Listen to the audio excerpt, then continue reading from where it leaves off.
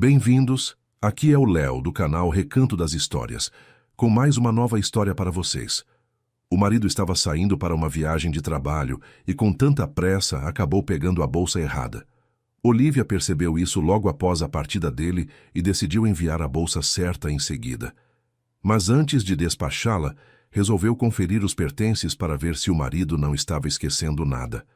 Mal abriu o zíper, sentiu o coração afundar. Antes de começarmos, escrevam nos comentários de onde estão nos assistindo. Esperamos que gostem da história de hoje. A manhã começou como de costume. Olivia estava diante do fogão, mexendo o mingau de aveia com uma colher de madeira que havia trazido de uma visita à casa da mãe. O mingau já tinha engrossado. Na mesa, esfriava um café numa caneca branca e grande, e do quarto vinha um farfalhar apressado. Ricardo estava arrumando as malas. Ele sempre arrumava tudo na última hora, apesar de saber da viagem há uma semana. Olivia havia parado de oferecer ajuda. O marido não gostava que ninguém tocasse em suas bolsas, pastas ou mesmo na gaveta do escritório. Era uma regra não dita, a qual ela se acostumara tão naturalmente quanto se acostuma a uma porta rangendo ou uma torneira pingando. Apenas uma parte da vida, que não valia a pena discutir. Ricardo entrou na cozinha já de jaqueta. Alto e esbelto, com as costas eretas e a barba aparada com cuidado, ele sempre parecia pronto para uma reunião de negócios, mesmo que fosse apenas tirar o lixo. Olivia pôs o prato na frente dele, mas ele apenas sacudiu a cabeça. Não tenho tempo. O táxi chega em 10 minutos. Pelo menos tome o café, disse Olivia, mas sem insistência. Ela sabia que era inútil discutir. Quando Ricardo decidia que estava atrasado, o mundo à sua volta começava a se mover mais rápido. Ele tomou 2 goles de pé, pousou a caneca na borda da mesa e voltou para o corredor. Olivia ouviu o clique do fecho da bolsa de viagem, o roçar da jaqueta no cabide, ele conferindo os bolsos. Depois, um rápido "pronto, já vou". O som de um beijo em algum lugar na têmpora, habitual, mecânico, como um carimbo num documento, e a porta bateu. Olivia ficou parada por um segundo, ouvindo o silêncio. O apartamento depois da saída de Ricardo sempre parecia um pouco mais espaçoso. Não porque ele ocupasse muito espaço, mas porque com ele ia embora uma certa tensão que Olivia havia muito deixara de notar, mas que o corpo sentia. Os ombros baixavam por conta própria, a respiração se tornava mais tranquila. Ela se serviu de chá, sentou-se à mesa e olhou pela janela. O pátio lá embaixo brilhava após a chuva da noite. No parquinho, os balanços balançavam vazios. O silêncio era tamanho que dava para ouvir a vizinha de ao lado falando ao telefone. Olivia arrumou a mesa, lavou o prato e a caneca, limpou o fogão, depois foi ao corredor e viu a bolsa. Azul marinho, com alças curtas e fecho de zíper. Estava encostada na parede, ao lado do sapateiro. Olivia não entendeu de imediato o que havia de errado. Olhou para a bolsa, depois para o espaço vazio perto da porta, onde costumava ficar a outra, a preta, maior, com a qual Ricardo viajava a trabalho. A preta não estava, ou seja, ele a havia levado. E aquela, a azul marinho, era a bolsa de trabalho dele, a que normalmente levava ao escritório. Olivia até esboçou um sorriso, sempre com pressa e sempre confundindo as coisas. Ela voltou à cozinha, pegou o celular e ia escrever para o marido quando ele mesmo ligou.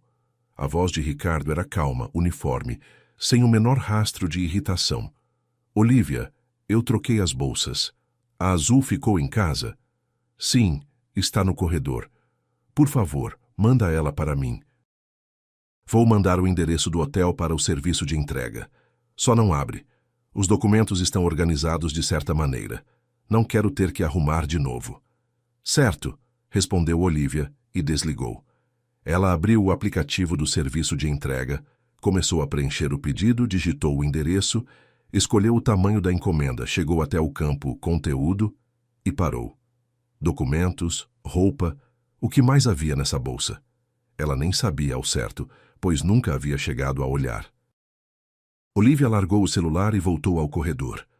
A bolsa estava lá, comum, com os cantos surrados e um pequeno arranhão na lateral. Olivia a pegou pelas alças e a levou mais perto da porta para deixá-la num lugar fácil para o entregador. Pousou a bolsa, endireitou o corpo e não foi embora. Havia algo de estranho naquele hábito de não tocar nas coisas alheias dentro da própria casa. Olivia se lembrava de como, uns 3 anos antes, estava procurando o carregador do celular e abriu a gaveta do escritório de Ricardo. Ele voltou do trabalho, viu a gaveta levemente aberta e perguntou com aquele tom com que se fala a uma criança que mexeu no armário de remédios: "Você estava procurando alguma coisa na minha mesa?" Não gritou, não ficou bravo. Apenas olhou de um jeito que deixou Olivia se sentindo culpada, embora não tivesse feito nada de errado. Depois disso, ela nunca mais chegou perto da mesa, da pasta ou das bolsas dele. Mesmo quando precisava de uma caneta ou de um grampeador, ia à loja em vez de abrir a gaveta dele. Ricardo nunca explicou por que aquilo era importante para ele. Simplesmente colocava o limite em silêncio, com calma, com um único olhar. E Olivia se acostumou a esse limite como se acostuma a uma cerca além da qual não se deve passar, embora ninguém explique direito por quê. Mas agora ela estava diante da bolsa pensando em outra coisa. Se dentro havia documentos organizados de certa forma e ela a enviasse sem verificar e o entregador deixasse cair ou virasse a bolsa, Ricardo ficaria descontente. E se dentro houvesse papéis errados e ela mandasse a pasta incorreta, a confusão seria ainda maior e a culpada seria ela.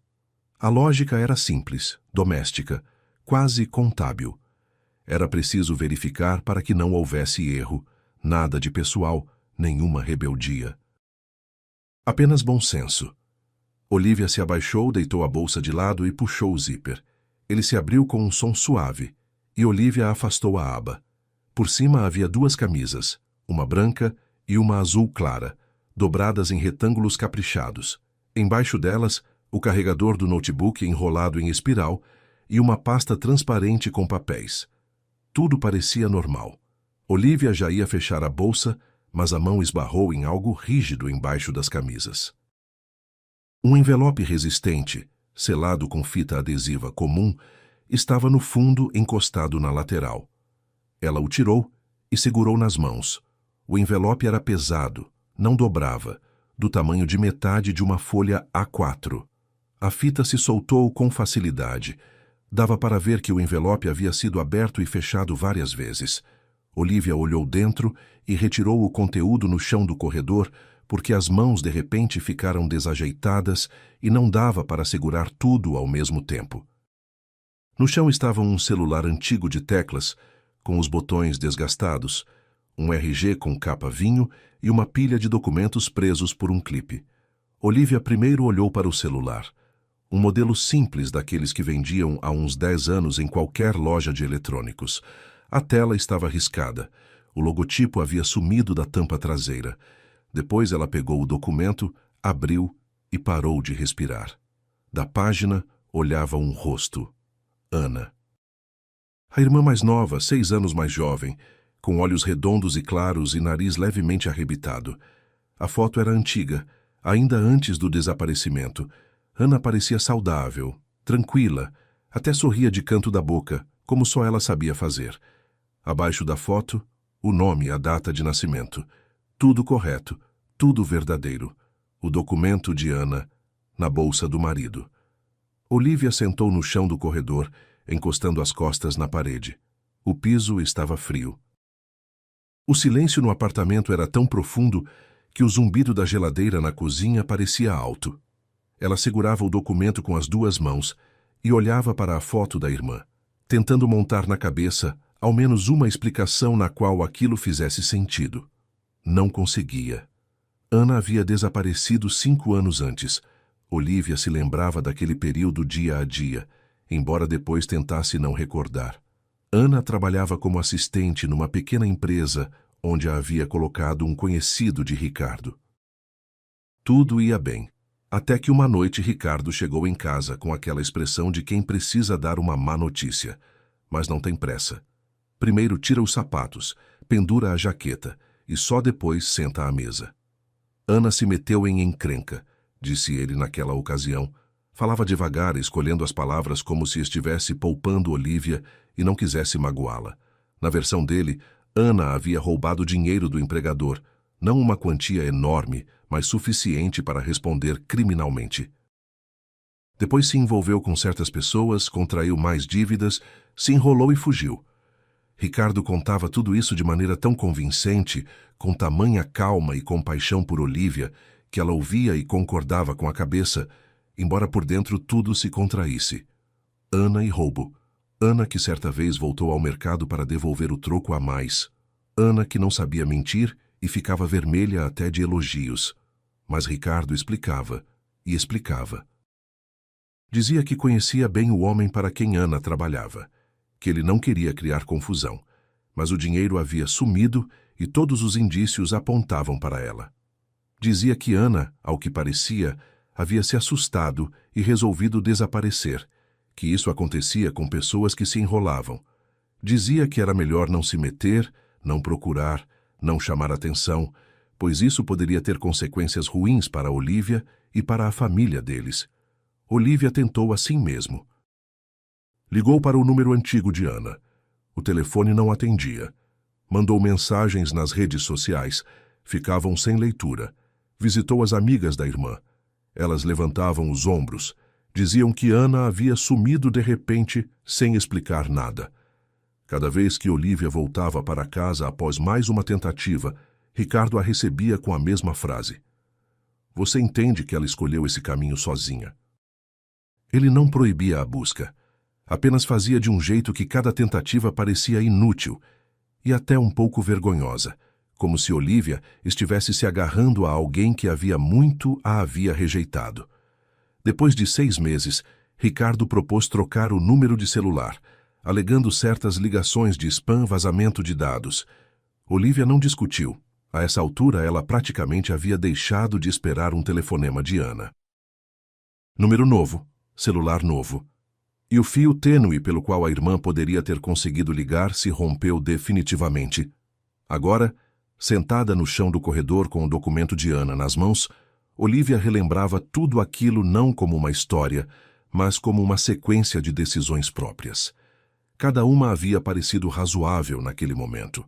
Cada uma tornava o passo seguinte, não procurar, não ligar, não perguntar, um pouco mais natural. Como se alguém a fosse girando com cuidado para o outro lado e ela caminhasse sem olhar para trás. Ela pousou o documento e pegou o celular. O de teclas, o antigo, sem bateria. Na bolsa de Ricardo havia o carregador do notebook, mas não desse aparelho. Olivia foi até a cozinha e começou a revirar a gaveta cheia de cabos e carregadores velhos que se acumulavam ali havia anos. No fundo, encontrou um compatível, com o plugue fino que encaixou na entrada do celular. Ela ligou o carregador na tomada perto da mesa da cozinha e ficou esperando. O celular voltou à vida uns 3 minutos depois. A tela acendeu com uma luz azulada e fraca. Apareceu uma tela de bloqueio, um desenho simples com margaridas daqueles que vinham de fábrica nos celulares baratos. Olivia apertou o botão de mensagens recebidas. Quase todas eram de listas de propaganda e números de serviço, mas na pasta de rascunhos havia 4 mensagens escritas 5 anos antes, redigidas, mas nunca enviadas. Primeiro rascunho. Olivia, me liga urgente. Não fala com Ricardo. É importante. Data. 2 dias antes do desaparecimento de Ana. Segundo, escrito no mesmo dia, 1 hora depois. Olivia, eu achei documentos. Ricardo está colocando dívidas no nome de pessoas. Preciso te mostrar. Vem sozinha. Terceiro. Estou com medo. Ele descobriu que eu vi os papéis. Por favor, responde. Quarto, o último. Se eu sumir, procura os documentos no escritório. Gaveta de baixo, pasta cinza. Os rascunhos paravam aí. Nenhuma mensagem havia sido enviada. Depois do 4º rascunho, no celular, só havia silêncio. Como se alguém tivesse arrancado a caneta da mão no meio de uma frase. Olivia lia aquelas linhas e a cozinha ao redor ia se transformando. A mesma mesa, a mesma toalha de plástico com flores miúdas, a mesma vista pela janela para o pátio molhado. Mas tudo havia se tornado diferente, como se alguém tivesse deslocado uma parede e por trás dela aparecesse um cômodo que sempre estivera lá. Ela simplesmente não sabia. Ana não havia fugido. Ana estava tentando chegar até ela. Ana estava avisando. E Ricardo havia tomado o celular, cortado a comunicação e contado a Olivia uma bela história de roubo e fuga. E Olivia havia acreditado. Ela voltou ao corredor, agachou-se diante dos documentos espalhados no chão e começou a ler os papéis da pasta. Em cima havia uma folha com a data de hoje, um endereço no interior, horário de encontro, o nome de Ana e uma lista resumida de documentos a assinar. Olivia lia devagar, deslizando o dedo pelas linhas como fazia na infância, quando aprendia a decifrar a letra da mãe nas cartas. O teor era simples. Ana deveria assinar um reconhecimento do antigo roubo e uma renúncia a quaisquer reivindicações. As formulações eram secas, jurídicas, mas por trás delas havia uma coisa só. Se Ana assinasse, ficaria culpada para sempre. E Ricardo ficaria limpo para sempre. Olivia reuniu os papéis, voltou a colocá-los no envelope, pôs o documento e o celular ao lado, depois se levantou, foi ao banheiro e abriu a água fria. Ficou por muito tempo com as mãos sob o jato, olhando a água correr pelos dedos até a pia. No espelho se refletia seu rosto. Comum, não jovem, com linhas finas ao redor dos olhos e uma mecha escapando do prendedor. O rosto de uma mulher que por 15 anos seguidos não abriu as bolsas alheias e não fez perguntas desnecessárias. Ela fechou a torneira, secou as mãos com o pano de prato e voltou ao corredor. A bolsa ela não mandou pelo entregador. Olivia agiu como agem as pessoas que têm medo de parar e mudar de ideia. Primeiro, tirou do envelope todo o conteúdo e fotografou cada folha. Colocava sobre a mesa da cozinha, alisava com a mão e tirava foto no celular. O documento de Ana, página por página. Os papéis da pasta, um a um. O celular antigo, a tela com os rascunhos, cada mensagem separada. As fotos saíram tortas, com a sombra da mão, mas o texto era legível. Ela enviou as imagens para o próprio e-mail, depois para um segundo endereço, que havia criado uma vez para cadastros em lojas, e jamais dera a Ricardo. Pensou um segundo e mandou cópias ainda para um serviço de armazenamento em nuvem, embora mal soubesse usar e errasse a senha 2 vezes. Depois arrumou tudo de volta no envelope, selou com a mesma fita adesiva e guardou na bolsa de Ricardo, exatamente como estava. Tirou do armário uma mochila pequena, com a qual costumava ir à feira, e começou a se preparar. Carregador do próprio celular, carteira, documentos, uma garrafa de água da geladeira. A bolsa de Ricardo ela também levou. Não sabia bem por quê, mas deixá-la num apartamento vazio parecia errado. Para o trabalho, Olivia escreveu brevemente: questão familiar. Não poderei ir por 2 ou 3 dias. A chefe respondeu em 1 minuto. Certo, se cuide. Olivia não foi explicar que não estava doente. Depois olhou para o endereço nos documentos. Uma cidadezinha no interior a cerca de 4 horas de ônibus. Daria para ir de carro, mas Olivia preferiu o ônibus. Não por economia, mas porque ali poderia se sentar perto da janela e ficar sozinha com os próprios pensamentos, sem precisar conversar com ninguém. Até a rodoviária ela foi a pé. Era começo de outono, o ar já estava fresco, mas o sol ainda aquecia se a pessoa ficasse parada. Olivia comprou a passagem no guichê porque o sistema de autoatendimento não aceitava o cartão, e a atendente demorou um pouco para encontrar o destino correto, perguntando várias vezes o nome da cidade. O ônibus partiria em 40 minutos.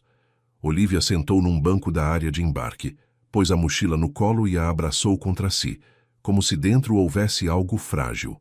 No ônibus, ela ocupou um lugar à janela. O veículo estava meio vazio. 2 homens com roupas de trabalho cochilavam algumas poltronas adiante. Uma senhora com uma sacola quadriculada se acomodou perto da porta. Um adolescente de fone de ouvido olhava para o celular. Olivia tirou da mochila o celular antigo de Ana e releu as mensagens. Agora, no ônibus que seguia pela estrada, elas soavam diferente. Não como provas, mas como a voz de um ser humano que pedira ajuda e não a recebera. Olivia, me liga urgente. Ela imaginou Ana digitando essas palavras nas teclinhas pequenas, talvez com pressa, talvez olhando para os lados. E como depois esperara uma resposta que nunca veio. Pela janela passavam sítios, arvoredos, cinzas de concreto e cercas de galpões. Olivia olhava para tudo isso e pensava não em Ricardo, mas em si mesma. Em como era fácil não procurar, como era cômodo acreditar na versão alheia, porque a própria, aquela em que era preciso fazer perguntas e não concordar, exigia esforço. Ricardo não a obrigara a calar. Ele apenas fizera do silêncio a opção mais cômoda, e ela escolheu o conforto. 5 anos. A cidadezinha no interior era daquelas que existem às dezenas ao longo das rodovias do país. Prédios velhos com varandas descascadas, rua principal com mercadinho, farmácia e agência dos Correios, praça em frente à prefeitura com um canteiro amassado. Na praça em frente à rodoviária havia alguns táxis. Olivia se aproximou do mais próximo e disse o endereço dos documentos. O motorista assentiu e partiu em silêncio. Apenas murmurou 5 minutos e ligou o rádio. O endereço levou a um prédio de 2 andares de tijolo branco, parecido com uma antiga escola. A placa na entrada dizia Centro de Apoio Social e Jurídico. As janelas do andar de baixo estavam cobertas por persianas. Na porta havia uma caixa de areia com uma pá. Equipamento de segurança que devia ter ficado ali há muito tempo. Olivia ficou 1 minuto observando o prédio. Depois entrou. Por dentro estava silencioso, com cheiro de tinta fresca e um leve fundo de cantina. Corredor com piso frio, algumas portas com plaquinhas, ao fundo, uma janela com grade e uma planta num vaso de plástico. Pela primeira porta aberta, uma mulher de óculos ergueu a cabeça e perguntou: "Com quem você vai falar?" Olivia não sabia com quem. Sabia apenas o endereço da pasta de Ricardo e que Ana havia se dirigido a esse centro uma vez. "Preciso falar com um advogado", disse Olivia, "sobre minha irmã." "Ela veio aqui para uma consulta, parece." A mulher a olhou com atenção, depois discou um número no telefone fixo e disse: "Dr. Marcos, tem uma visitante para o senhor." Marcos era um homem de uns 40 anos, baixo, com cabelo bem curto e olhos cansados. O escritório era pequeno, abarrotado de pastas. No parapeito havia uma caneca com chá frio e uma pilha de jornais. Ele indicou uma cadeira a Olivia, sentou-se à frente e perguntou: "Estou te ouvindo." Sem sorriso, sem palavras desnecessárias, como alguém habituado a receber pessoas que não trazem boas notícias. Olivia começou de forma atropelada, não pelo início, mas pelo envelope. Tirou o documento de Ana e o colocou sobre a mesa. Marcos olhou para a foto, e algo em seu rosto mudou. Não de forma drástica, mas perceptível, como se ele tivesse visto um nome conhecido numa lista onde não esperava encontrá-lo. "Ana Souza", disse ele. Não como pergunta, mas como constatação. "Você a conhece?"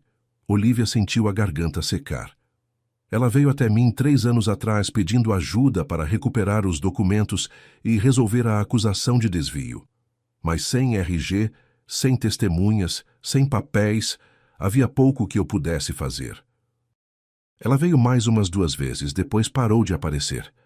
Olivia espalhou sobre a mesa tudo: o celular, os documentos impressos, as fotos tiradas com o celular. Marcos lia em silêncio, passando as folhas devagar. De vez em quando voltava à página anterior, conferindo datas e nomes. Olivia sentava à frente e esperava, ouvindo o tic-tac de um relógio de parede com o vidro rachado e os passos macios de alguém no corredor. "Você entende o que está aqui?" perguntou Marcos por fim, sem tirar os olhos dos papéis. "Não completamente." Ele se recostou na cadeira e esfregou o nariz. "Pelos documentos, o encontro está marcado para amanhã. Seu marido está agora, ao que parece, em viagem de trabalho, mas fará uma parada aqui especialmente para encontrar sua irmã e fazê-la assinar isso." Apontou para a folha com a data do dia seguinte. Em essência, é um reconhecimento de culpa e uma renúncia a quaisquer reivindicações.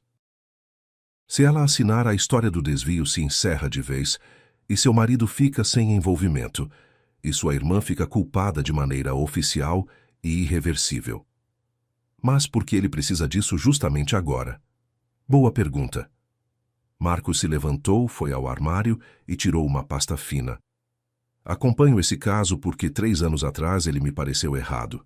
Conveniente demais que tudo recaísse sobre uma única pessoa. Uma moça sem documentos, sem apoio, sem como se defender. Fiz investigações.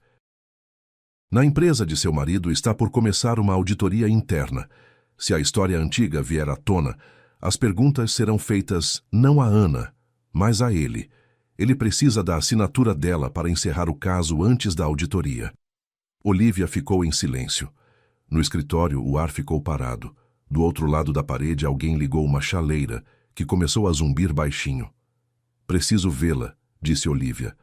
Marcos a encarou com um olhar longo e avaliativo. Não hostil, mas sem confiança. Diante dele estava a mulher do homem que havia prejudicado sua assistida, e ele tinha razões para duvidar. Vou ligar para ela, mas quem vai decidir é ela. Ele discou de um celular comum. A conversa foi curta. Marcos falava baixinho, virado para a janela. Olivia só ouvia palavras soltas. A irmã veio.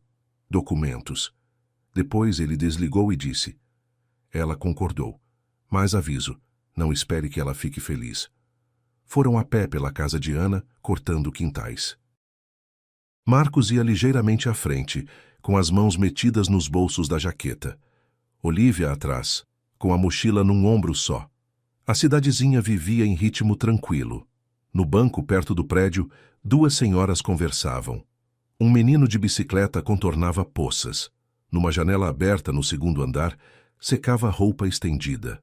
Tudo era comum, calmo e completamente diferente de um lugar onde se espera que alguém se esconda por 5 anos. Ana morava no térreo de um prédio de tijolos, num apartamento de 1 quarto, com entrada separada pela escada. A porta não abriu logo. Olivia ouviu o clique de uma fechadura, depois de outra. Depois, a porta entreabriu até o comprimento da corrente, e na fresta apareceu um rosto. 5 anos é muito tempo. Ana estava mais magra do que Olivia se lembrava. As maçãs do rosto eram mais marcadas. Sob os olhos havia sombras que antes não existiam. O cabelo, outrora claro e comprido, estava curto e havia escurecido. Mas os olhos eram os mesmos, redondos, claros, com aquela expressão levemente cautelosa que Olivia conhecia desde a infância. Assim, Ana olhava quando não tinha certeza se podia confiar. Ana soltou a corrente e recuou para dentro sem dizer nada. O apartamento era pequeno, limpo e quase vazio. Mesa à janela, 2 cadeiras, uma cama estreita coberta com uma colcha xadrez. No parapeito havia um vasinho de hortelã, ao lado uma pilha de livros e um abajur de mesa. Na parede perto da porta pendurado um calendário destacável. Na prateleira, algumas canecas e pratos empilhados uns nos outros. Tudo estava arrumado com cuidado, como os pertences de quem aprendeu a viver de maneira compacta, e não se apegar a nada, porque a qualquer momento pode ser preciso ir embora. Marcos entrou primeiro, sentou na cadeira perto da mesa, com o ar de quem já esteve ali várias vezes. Olivia parou no limiar. Ana ficou parada no meio do cômodo, braços cruzados no peito, olhando para a irmã. Não com ódio, não com alegria, com uma espera cansada, como se olha para alguém de quem se espera um golpe ou uma explicação e não se sabe o que será pior. Oi, disse Olivia. A voz saiu abafada, como se ela falasse em um travesseiro. Oi, respondeu Ana. E mais nada. O silêncio durou talvez meio minuto, mas para Olivia pareceu uma eternidade. Ela olhava para a irmã e via tudo o que havia entre elas. 5 anos de silêncio, mensagens sem resposta, sobrenome de outro. Esse cômodo com o hortelã no parapeito, onde Ana vivia como num abrigo. Eu achei seu documento, disse Olivia afinal. Na bolsa de Ricardo. E o celular? Li as mensagens. Havia 4 rascunhos. Nenhum foi enviado. Ana baixou-se lentamente para a beira da cama. As mãos continuavam cruzadas no peito, mas os dedos se apertaram mais. Porque ele tomou o celular antes que eu conseguisse apertar o botão. Eu estava digitando uma mensagem para você, e ele entrou e tirou o telefone direto da minha mão, com calma, sem gritar. Simplesmente pegou e enfiou no bolso. Marcos sentava em silêncio, sem intervir.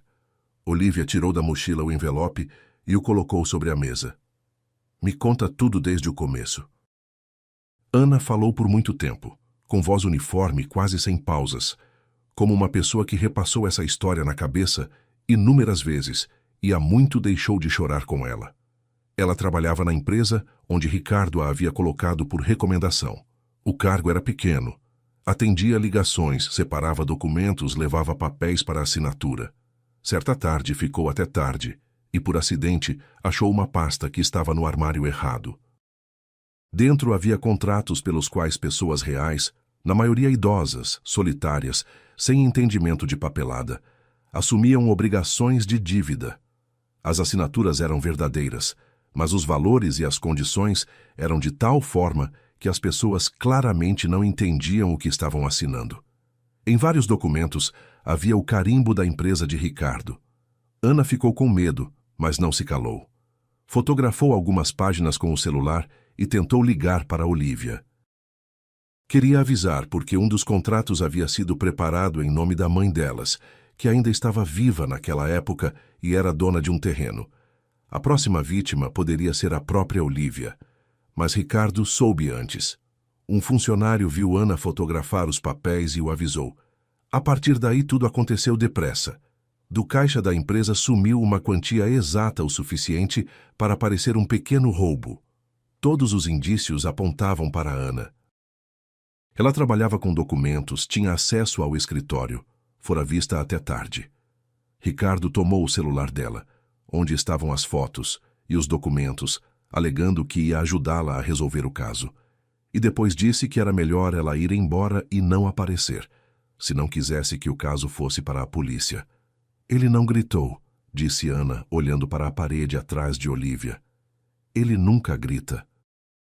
Simplesmente explicou que, se eu ficasse, me prenderiam, que ele tinha testemunhas, papéis, imagens de câmera, que ninguém ia me acreditar porque eu era uma funcionária de menor sem experiência, e ele um homem respeitado, e que se eu tentasse me comunicar com você, ele te contaria uma coisa que faria você mesma me rejeitar. Olívia ouvia sentada na única cadeira livre que Marcos havia puxado silenciosamente para perto da cama. As mãos estavam sobre os joelhos, os dedos entrelaçados, os nós dos dedos brancos. Por que você não foi à polícia? Ana ergueu os olhos para ela. Com o quê? Sem documento, sem celular, sem uma única prova? Ele levou tudo. E a empresa poderia ir à polícia com um boletim contra mim. Ele me deixou claro que os papéis estavam prontos e esperavam apenas um telefonema dele. Marcos por fim falou, baixinho, sem pressão, como alguém habituado a explicar coisas complicadas com palavras simples. Ana veio até mim 3 anos atrás. A essa altura já vivia aqui há 2 anos. Trabalhava informalmente, alugava esse quarto. Sem documentos, ela não podia arrumar um emprego regularizado, não podia receber atendimento médico, não podia sequer comprar uma passagem de ônibus em seu próprio nome. Tentei ajudar, mas sem documentos e sem provas, a gente batia numa parede.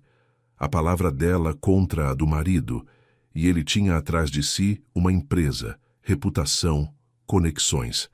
E ela, nada. Virou-se para Olívia e apontou para o envelope sobre a mesa. Isso aqui é o que me faltava por 3 anos.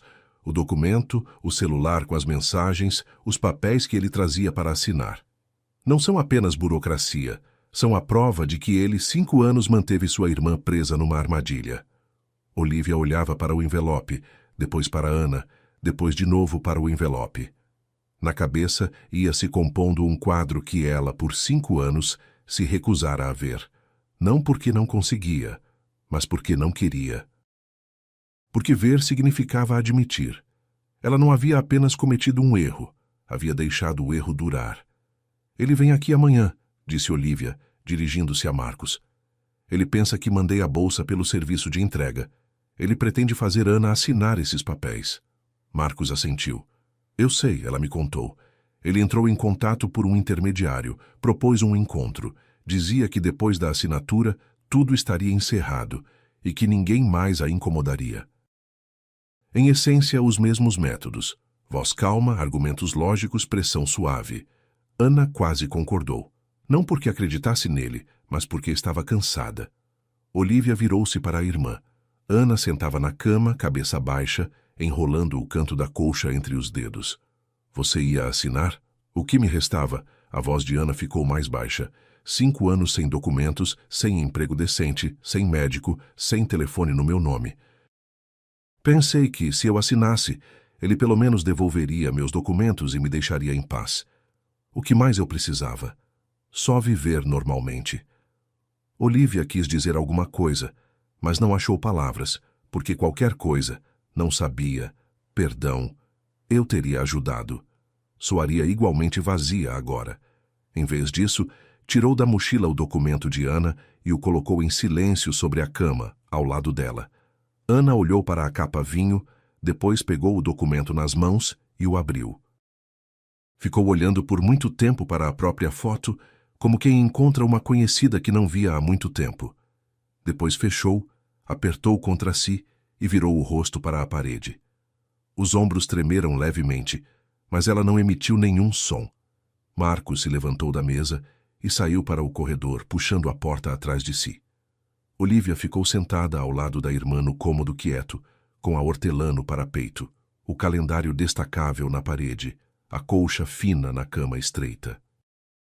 Ela não abraçou Ana, não passou a mão nas costas dela, não pronunciou frases de conforto. Entendia que neste momento não tinha esse direito. Apenas ficou ali, do lado. E isso era mais do que tudo que havia feito pela irmã nos últimos 5 anos. Elas decidiram fingir. Depois da conversa no quarto de Ana, Marcos disse: se ele chegar e não encontrar a bolsa, vai desconfiar, vai cancelar o encontro, ir embora, e vamos perder a única chance. É preciso que ele se sinta seguro. Olivia ligou para o serviço de entrega e formalizou o envio da bolsa ao hotel, no nome de Ricardo. Todo o conteúdo estava no lugar: as camisas, o carregador, o envelope com o documento de Ana e os papéis. Tudo havia sido fotografado. Cada folha, cada página do documento, cada mensagem do celular. Cópias ficavam com Marcos, com Olivia no e-mail e na nuvem. Os originais voltaram para a bolsa exatamente como estavam. Olivia até selou o envelope com a mesma fita adesiva, esforçando-se para reproduzir a borda irregular. Ricardo chegou no dia seguinte, ao meio-dia. Marcos soube disso pelo gerente do hotel com quem era conhecido. Cidade pequena. Rostos desconhecidos se notam de imediato. Um homem de boa roupa e pasta de couro havia se registrado de manhã.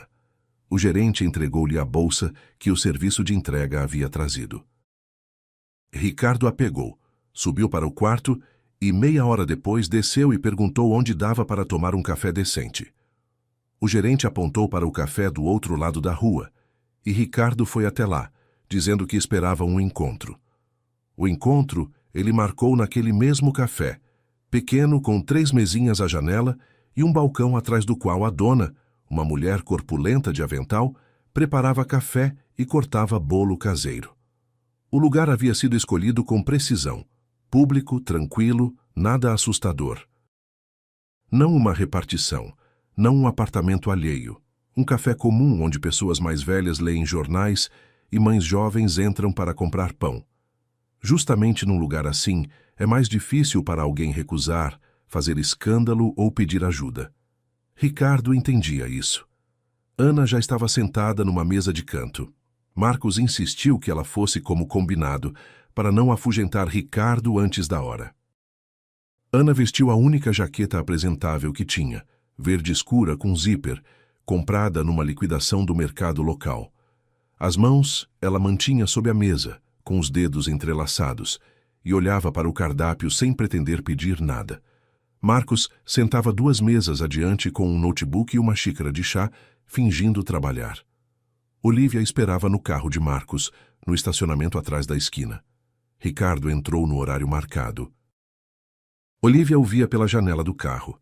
Ele atravessou a rua a passo firme, ajeitou o colarinho, empurrou a porta de vidro do café. Na mão trazia a bolsa azul marinho. Em tudo ele era familiar, habitual, correto. Coluna ereta, rosto calmo, gestos precisos. Um homem que tem tudo sob controle. Olivia sentava no carro e pensava que por 15 anos havia acordado ao lado desse homem, preparado seu café da manhã, lavado suas camisas, e nenhuma vez, uma única vez, vira o que estava vendo agora.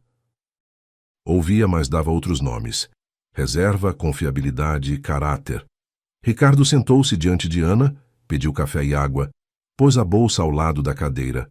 Não falou imediatamente. Primeiro sorriu, deu uma olhada no café, disse algo sobre o tempo. Ana ficou em silêncio. Então ele se inclinou, abriu a bolsa, tirou o envelope e retirou dele uma fina pilha de papéis. Ao lado, sobre a mesa, o documento de Ana. Ele espalhou tudo diante dela com cuidado, como quem distribui cartas. É simples, disse ele baixinho, amigavelmente, com aquele mesmo tom com que se explica a um parente mais velho como pagar uma conta pelo celular. Você assina aqui e aqui.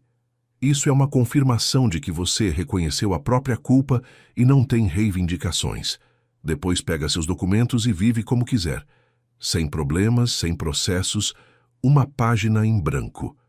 Ana olhava para os papéis sem tocá-los. Os dedos sob a mesa ficaram brancos de tanto apertar as mãos. O documento estava a poucos centímetros de sua palma. Aquele mesmo documento, por causa do qual ela não conseguia viver normalmente. Ela poderia simplesmente estender a mão e pegá-lo, mas ao lado estavam os papéis, e Ricardo esperava a assinatura. E se eu não assinar? Ricardo inclinou a cabeça levemente, como se tivesse ouvido uma pergunta ingênua. Ana, vamos deixar isso de lado. Você vive há 5 anos sem documentos, sem trabalho decente, sem futuro. Estou te oferecendo uma saída. Um único traço e tudo acaba. Por que você continuaria carregando essa história? Ele falava como se estivesse lhe fazendo um favor, como se não estivesse sentado diante de uma mulher que ele mesmo havia encurralado, mas diante de uma velha conhecida a quem estendia uma mão amiga. E nisso estava a sua força principal. Ele acreditava nas próprias palavras, ou ao menos as pronunciava de forma tão convincente que o interlocutor achava mais fácil concordar do que discutir. Hannah estendeu a mão em direção à caneta que estava ao lado dos papéis. Não porque tivesse acreditado nele, mas porque 5 anos é muito tempo. 5 anos sem nome, sem lar, sem direito de ir a um posto de saúde ou abrir uma conta no banco. 5 anos de medo constante e da sensação de ser invisível, de poder ser apagada a qualquer momento de vez. A caneta já estava entre os seus dedos quando a porta do café se abriu e Olivia entrou. Não correu, não bateu a porta, não gritou. Simplesmente entrou, como quem entra em lugar conhecido, fechando a porta com calma atrás de si. Aproximou-se da mesa e sentou ao lado de Ana. Colocou a mochila sobre a mesa e olhou para o marido. Ricardo ficou imóvel por meio segundo, não mais. Depois relaxou os ombros, recostou na cadeira e esboçou um sorriso leve, como sorri o dono de uma casa para um convidado inesperado, mas não perigoso. Olivia, o que você está fazendo aqui? Vim ver como você distribui documentos para assinar para minha irmã. Ricardo deslizou o olhar para a bolsa ao lado de seus pés, depois para os papéis sobre a mesa e entendeu. Ela havia mandado a bolsa. Portanto, havia aberto. Portanto, havia visto tudo. Olivia, ouça, eu entendo como isso parece, mas você não sabe toda a situação. Não quis te envolver nisso porque estava te poupando. Ana se meteu em problema. Tentei ajudar, mas ela recusou. Esses papéis são só uma formalidade para encerrar um caso antigo. Nada grave. E o documento? Perguntou Olivia. Por que o documento dela estava na sua bolsa por 5 anos? Estava guardando para a segurança dela. Ela mesma o deixou comigo. E o celular? O celular antigo com as mensagens que ela tentava me mandar. Ricardo não tremeu. Ele sabia encaixar um golpe. Anos de prática. Mas Olívia, pela primeira vez, o olhava não como esposa, em busca de confirmação das palavras dele, mas como uma pessoa que já sabia as respostas e simplesmente dava a ele a oportunidade de dizer a verdade. E ele não aproveitou essa oportunidade. Olívia, você entendeu tudo errado. Ana sempre foi uma pessoa complicada. Você mesma sabe. Tentei resolver a questão sem escândalo, sem consequências para a nossa família. Você não confia em mim? Antes essa pergunta funcionava sem falhar. A confiança era a moeda com que Ricardo pagava pelo silêncio. Cada vez que Olívia duvidava, ele perguntava: você não confia em mim? E ela recuava, porque não confiar no marido era vergonhoso, feio, errado. Significava admitir que 15 anos de vida em comum estavam sobre areia. Era mais fácil acreditar. Mas agora Olívia já havia lido os rascunhos no celular de Ana. Já havia visto o documento da irmã no fundo da bolsa alheia. Já havia sentado no cômodo com o hortelã, no parapeito, e olhado Ana apertar contra si a capa vinho que não segurava nas mãos há 5 anos. Eu confiava, disse Olívia. E foi um erro. Marcos aproximou-se da mesa. Não se apresentou. Simplesmente sentou na cadeira livre, abriu uma pasta e colocou diante de Ricardo algumas folhas. Me chamo Marcos Ferreira. Sou advogado. Trabalho no Centro de Apoio Jurídico Local. Gostaria de conversar com o senhor sobre alguns pontos referentes a esses documentos. Ricardo olhou para os papéis, depois para Marcos, depois de novo para Olívia. Pela primeira vez, seu rosto calmo vacilou levemente. Não de medo, mas de irritação. A situação havia fugido do controle, e Ricardo não estava acostumado a que outra pessoa escrevesse o roteiro. Isso é assunto de família, disse ele frio. Falsificação de obrigações de dívida não é assunto de família, respondeu Marcos sem pressão. Pressão sobre testemunha também não. Há 3 anos venho reunindo informações sobre as pessoas a quem a empresa do senhor emitia dívidas fictícias. Só faltavam provas diretas. Agora elas existem. Ele colocou sobre a mesa as impressões dos rascunhos do celular de Ana, cópias dos documentos da bolsa e suas anotações, nomes, datas, valores. Ricardo olhava para essa pilha como se olha para uma poça em que se pisou com um sapato bom, com desgosto irritado. Isso não prova nada, disse ele. Mensagens antigas, papéis vencidos. Qualquer advogado desfaz isso em meia hora. Talvez, concordou Marcos. Mas o que com certeza prova é o seguinte: o senhor chegou a esta cidade com documentos prontos para assinar. Encontrou-se com uma pessoa que o senhor manteve por 5 anos sem documentos e propôs que ela assinasse um reconhecimento de culpa por um crime que não cometeu, diante de testemunhas. Isso já é suficiente para a abertura de uma investigação. Ricardo ficou em silêncio. A dona do café trouxe o café e pôs sobre a mesa. Ele não tocou na xícara.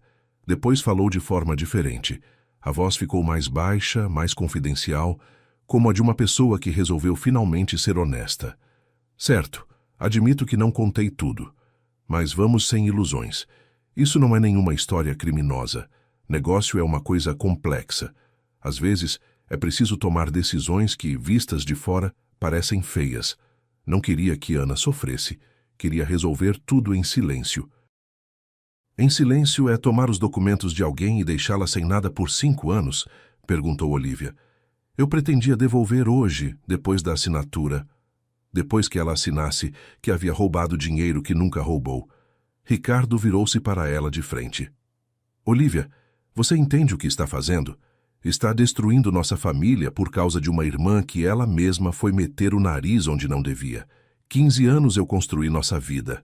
Casa, estabilidade, conforto. E você está disposta a jogar tudo fora? Olívia ficou em silêncio, não porque vacilasse, mas porque pela primeira vez ouvia com clareza o que estava por trás da palavra família na boca dele. Não ela, não a vida que tinham juntos, não os cafés da manhã na cozinha nem as tardes tranquilas, mas uma fachada. Uma embalagem bonita para esconder tudo o mais. Ricardo percebeu que esse argumento não funcionou e tentou o último. Olhou para a esposa com uma expressão que Olivia antes teria tomado por dor sincera, mas agora enxergava como recurso. Eu fiz tudo por você, para que você vivesse tranquila, para que não soubesse desses problemas. Isso não é cuidado? Não, disse Olivia. É controle. Ana, que havia ficado em silêncio todo esse tempo, estendeu devagar a mão e pegou da mesa o próprio documento.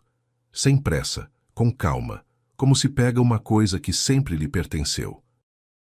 Ricardo acompanhou o movimento com o olhar, mas não disse uma palavra. Ricardo se levantou, dobrou seus papéis com cuidado na pasta, fechou-a, bebeu a água do copo. Os gestos eram precisos. Um homem que, mesmo perdendo, não se permite parecer desorientado. Ele olhou para Marcos, depois para Olivia, depois para Ana, que durante todo esse tempo sentou em silêncio, sem pronunciar uma palavra. Todos vão se arrepender, disse ele baixinho, não como ameaça, mas como constatação de um fato. Depois saiu. A dona do café recolheu a xícara intocada e limpou a mesa. Pela janela, Ricardo atravessou a rua e sumiu atrás da esquina do hotel.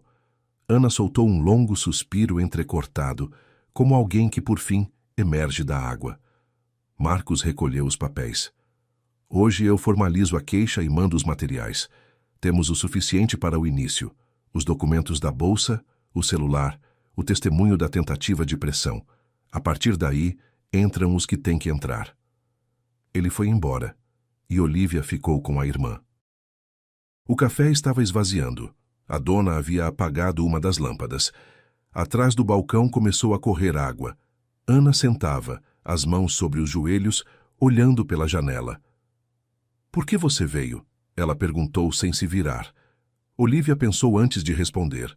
Poderia dizer, "Porque você é minha irmã", ou "Porque entendi a verdade". Mas tudo isso soaria bonito demais e simples demais. Porque por 5 anos eu não abri a bolsa, e eu deveria ter aberto no primeiro dia. Ana se virou para ela. Nos olhos não havia perdão, nem gratidão, nem alegria, apenas cansaço, e algo parecido com um reconhecimento cauteloso. "Você está aqui, e isso já é alguma coisa." "Não vou conseguir esquecer", disse Ana baixinho. 5 anos, Olivia. Trabalhei de faxineira, de lavadora de pratos, distribuí panfletos na entrada de shopping. No inverno ficava com frio, depois não podia ir ao médico pegar atestado.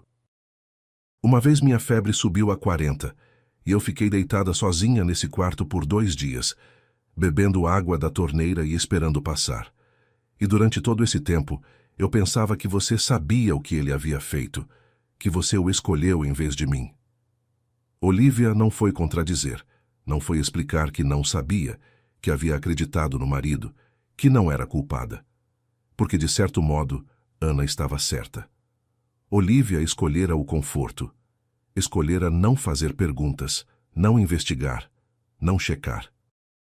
Não era a mesma coisa que uma traição consciente, mas o resultado era o mesmo. A irmã havia ficado sozinha. "Não estou pedindo que você perdoe", disse Olivia. "Estou pedindo que você me dê a chance de fazer ao menos alguma coisa." Ana não respondeu. Simplesmente virou o rosto de volta para a janela. Lá fora começava a escurecer. Os postes acendiam e as primeiras gotas de chuva escorriam pelo vidro em trilhas irregulares.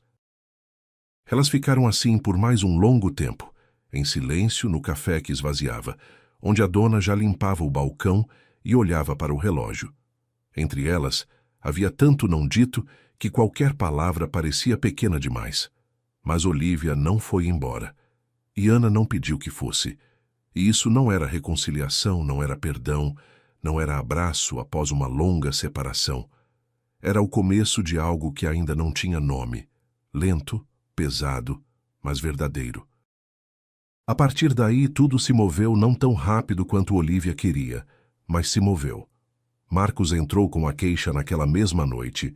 Aos documentos da bolsa, ele juntou cópias das mensagens do celular de Ana, suas anotações de 3 anos atrás, o depoimento de Ana e uma explicação por escrito de Olivia. Como e quando havia encontrado o envelope, o que havia dentro, por que havia ido até lá. A queixa era longa, seca, redigida numa linguagem cuidadosa, por trás da qual havia uma história simples. Uma pessoa viveu por 5 anos sem documentos, porque outra pessoa esses documentos tomou e escondeu. 2 semanas depois, um investigador ligou para Olivia. A conversa foi breve e objetiva. Pediram que ela fosse pessoalmente desse depoimento e trouxesse os originais das fotos que havia tirado na cozinha naquela manhã em que abriu a bolsa. Olivia foi. Ficou 3 horas no corredor. Depois entrou no escritório e contou tudo desde o início, começando pelos preparativos apressados de Ricardo e terminando com o café na cidadezinha. O investigador anotava sem interromper. Apenas de vez em quando confirmava datas e nomes. Quando Olivia terminou, ele assentiu e disse: "Obrigado, entraremos em contato." Olivia não esperou o retorno dele. Enquanto Ricardo ainda estava em viagem, ela foi ao apartamento, reuniu as roupas, os documentos e aquela colher de madeira que havia trazido da casa da mãe e se mudou para a casa de uma amiga. Quando Ricardo voltou, encontrou o corredor vazio, o fogão frio e o telefone da esposa em silêncio. Ele escreveu para ela naquela mesma noite: "Vamos conversar como adultos." Olivia não respondeu. Uma semana depois, chegou uma segunda mensagem: "Você está cometendo um erro." Também ficou sem resposta. Depois começaram a ligar conhecidos em comum, amigos, esposas de sócios, uma ex-colega com quem Olivia de vez em quando tomava um café. Todos diziam mais ou menos a mesma coisa. Talvez não valha a pena apressar, toda a família tem seus problemas. Ricardo está muito abalado. Olivia ouvia, agradecia e desligava. Antes essas ligações teriam surtido efeito. Antes ela teria hesitado, duvidado, começado a pesar as possibilidades de voltar e fingir que nada havia acontecido. Mas cada vez que uma voz ao telefone dizia "pense bem", Olivia se lembrava do quarto no térreo do prédio de tijolos, da hortelã no parapeito e da pilha de canecas na prateleira, e entendia que não havia nada para pensar. O pedido de divórcio ela deu entrada 1 mês depois. Ricardo foi ao fórum de terno bem passado com advogado, com pasta de documentos, falou com contenção, sem uma vez elevar a voz. Chamava Olivia pelo nome completo, como se fossem colegas numa reunião. Pedia que não tomassem decisões precipitadas. Lembrava os 15 anos de vida em comum. Mencionava bens adquiridos juntos. O advogado assentiu e fez anotações.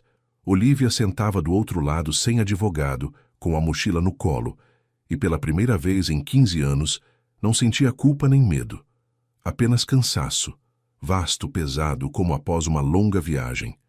O divórcio não foi concedido imediatamente. Houve audiências, adiamentos, ações reconvencionais sobre bens. Ricardo negociou cada metro do apartamento e cada real nas contas, com a mesma metodicidade com que conduzia seus negócios. Olivia não brigava pelas coisas miúdas. Havia uma coisa que importava para ela: terminar. O processo contra Ricardo, enquanto isso, ganhava força. Marcos tinha razão. Ana não era a única. Depois que a investigação iniciou as buscas, encontraram mais 4 pessoas. Uma senhora idosa do bairro que havia assinado um contrato sem entender que estava assumindo a dívida alheia. Um servidor aposentado que, por uma declaração fictícia, perdera seu imóvel. Uma mãe solo que havia sido convencida de que devia à empresa por serviços inexistentes.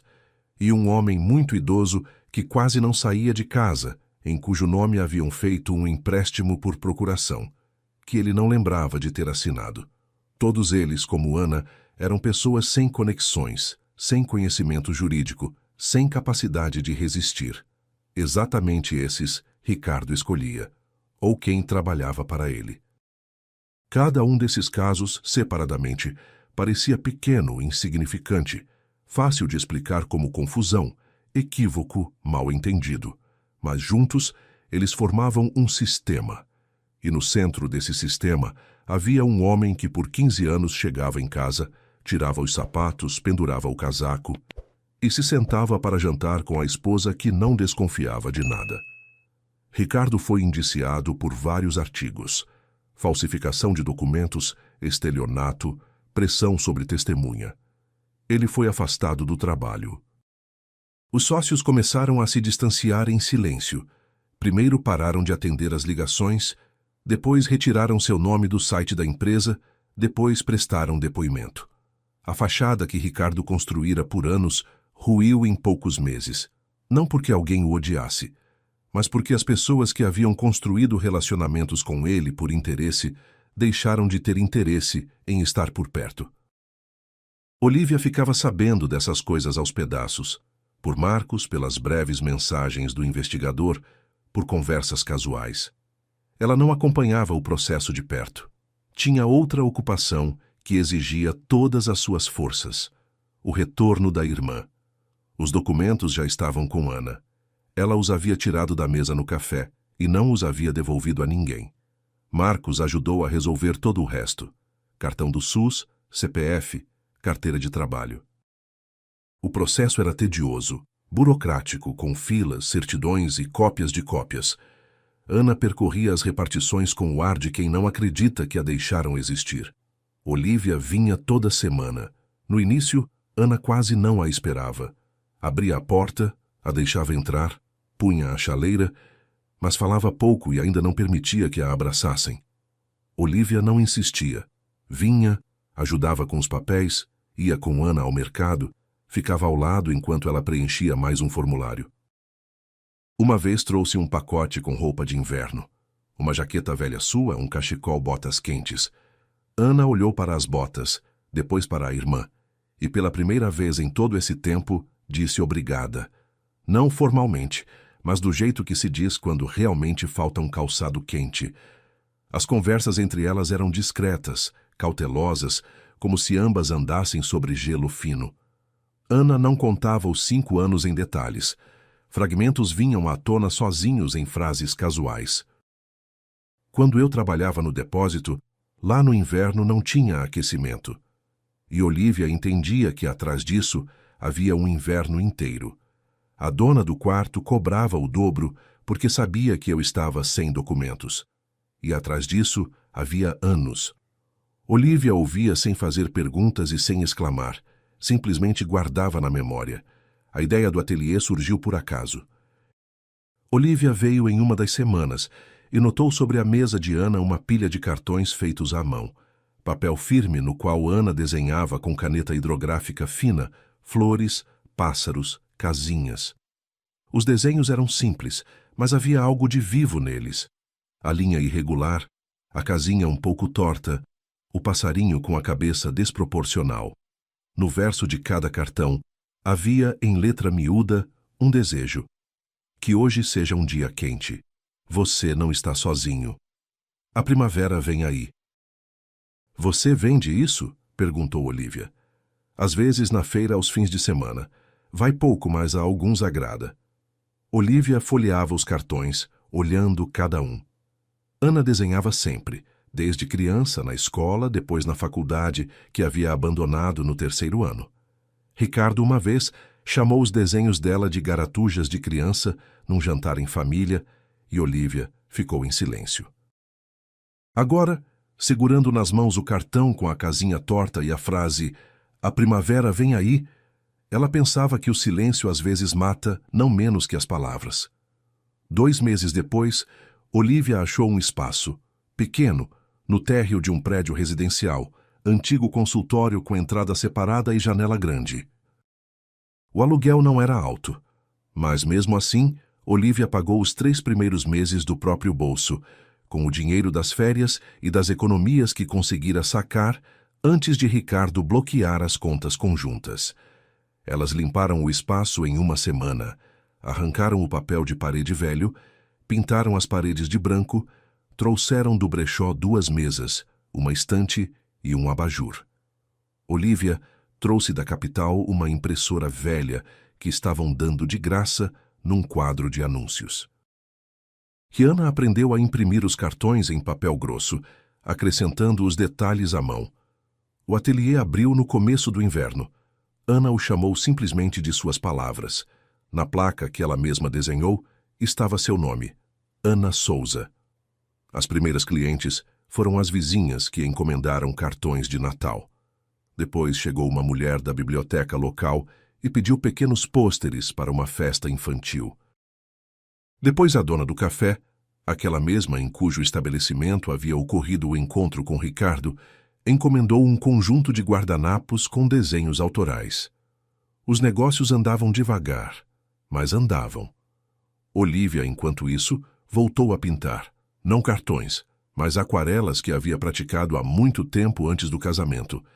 Ainda morava na casa da amiga, enquanto o divórcio se arrastava e o apartamento era dividido.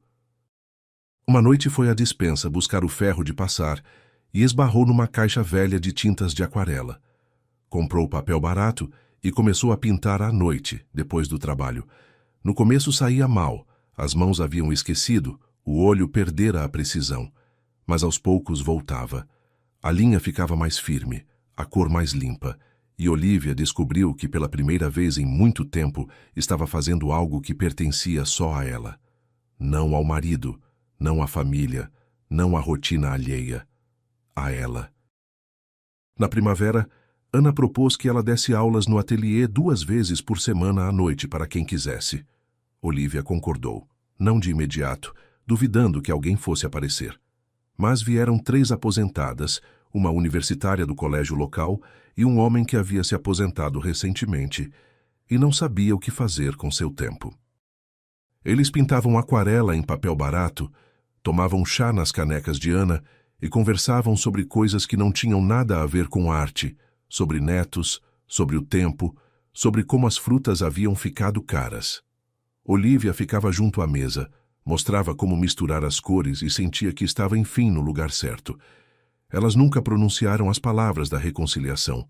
Não houve momento solene, abraços ao som de música, lágrimas de perdão. Houve outras coisas. Um dia Ana ligou por conta própria, pela primeira vez em todo esse tempo, e disse: Olívia, eu fiz um bolo aqui, mas ficou enorme, não dá para comer sozinha. Vem? E naquele Olívia havia mais do que em qualquer conversa sobre o passado. Houve uma noite em que montavam juntas uma prateleira para o ateliê com as instruções mal impressas, e Ana riu pela primeira vez, não de forma forçada, não educadamente, mas de verdade, porque sobraram 4 parafusos e a prateleira ficou um pouco torta, mas se segurou. Houve noites em que Olívia ficava na casa de Ana numa cama dobrável, e elas ficavam deitadas no escuro em silêncio. Mas era um silêncio diferente daquele do café. Era o silêncio de pessoas que não precisam preencher a quietude com palavras para saber que a outra está por perto. Às vezes, Olívia pensava na bolsa azul marinho com as alças curtas e o arranhão na lateral que naquela manhã estava no corredor. Em como a carregava até a porta, já pronta para mandar pelo entregador, e parou. O que teria acontecido se não tivesse parado? Se tivesse fechado o zíper, chamado o entregador e voltado para a cozinha terminar o chá? Ana teria assinado os papéis. Ricardo teria encerrado o caso, e tudo teria ficado como estava. Apartamento quieto, esposa obediente, mentira cômoda. Mas ela parou e puxou o zíper. A bolsa que Ricardo confundiu antes de viajar destruiu a vida que ele havia construído. Mas aquela vida também não era de verdade.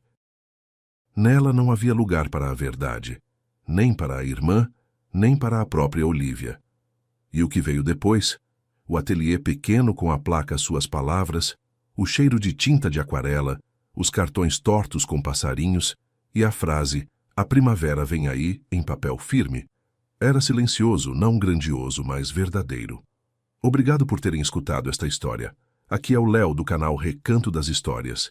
Se gostaram, se inscrevam no canal e deixem seu like. Para vocês é um gesto simples, mas para nós faz toda a diferença.